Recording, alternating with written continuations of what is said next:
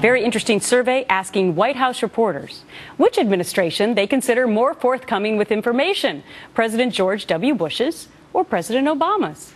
The results from the Politico poll were pretty lopsided. 41% said President Bush's was more transparent, while only 5% answered President Obama's. 13% said about the same, and 41% weren't sure. Tony Sayegh is a Fox News contributor. Bernard Whitman is a former Bill Clinton pollster, and they're my guests today. Bernard, how are you going to spin this one? Well, this is why you should never trust pollsters, number one.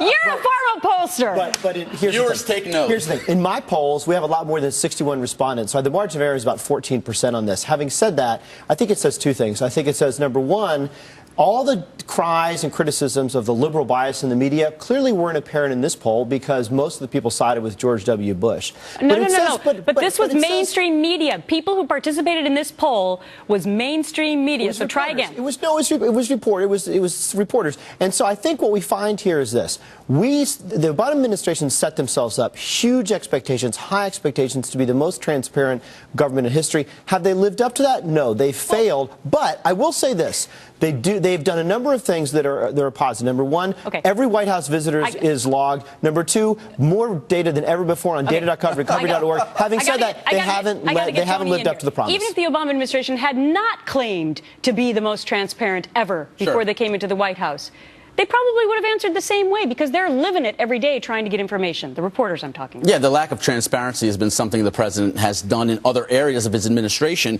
In the press, we've now seen it reinforced by the results of this poll. They get shut out of things. We see even prosecutions of people based on leaks increasing, so that creates potentially a chilling effect on the press. And what we've also seen, Gretchen, is the press realizing that this is an administration that without just holding back information actually is going to be punitive if you disagree with them. Fox News is a perfect example of that. I wonder how they feel about these quotes from the mainstream media.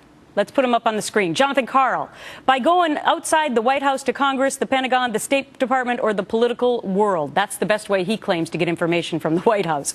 From the outside in is from Reuters. Get it from the Hill first is from the AFP. Work around the walls of them saying no is Fox News. Tweet something they disagree with, Associated Press. Talk to the assistant press secretary, the deputy to key administration officials. That's from C-SPAN. Bernard, they don't seem to think that you can get answers at all from the White House. Well, look, I don't think that's actually the case, because if you look at the rest of the poll, the vast majority of these reporters say the White House beat is the best thing they've ever had. But what I think it does show is the difference between campaigning and governing. I think Obama had a much easier time saying, you know what, we're going to be incredibly transparent than actually recording that in history. 61% of people in this poll, the correspondents from the White House, said they'd like to see the briefings change because we know they've become something where you can't really trust Jay Carney anymore. Benghazi is a perfect example. Well, but even Jill Abramson from the New York Times has called this the most secretive administration in history, and 42% of these correspondents agree. You know what I'd like to see, though? We gotta go. I think the president should come to Congress and answer questions from Congress. Okay, well, we'll see if that happens. I agree on that.